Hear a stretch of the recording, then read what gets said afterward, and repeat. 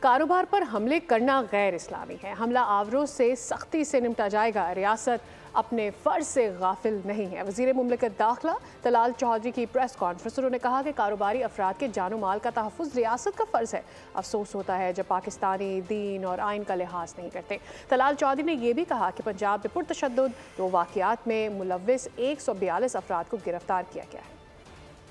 بات تو یہ ہے کہ پاکستان اور ریاست کی یہ ذمہ داری ہے کہ کوئی بھی پاکستانی کاروباری ہو یا باہر سے پاکستان میں جس نے انویسٹمنٹ کی ہو، اس کے جان و مال کا تحفظ ریاست کا فرض ہے اور ریاست اپنے اس فرض سے غافل نہیں ہے۔ لیکن افسوس کی بات ہے کہ ایک مسلم اسلامی ملک پاکستان کے مسلمان کبھی کسی بہکاوے میں آ کے اور کبھی غلط فہمیوں پہ بغیر کسی بات کی تصدیق کیے ہوئے وہ اس طرح کی معاملات کا حصہ بنتے ہیں، اور وہی مسلمان پاکستانی نہ اپنے دین کا اور نہ اپنے آئین کا لحاظ کرتے ہیں۔ ایسا کوئی بھی فرد جو حملہ آور ہوگا اس کو سختی سے نپٹا جائے گا۔ اس کے لیے تقریباً پنجاب میں جو واقعات ہوئے اس پہ 12 FIRs ہوئیں، 142 لوگ گرفتار ہوئے۔ اسی طرح اسلام آباد میں 2 واقعات ہوئے،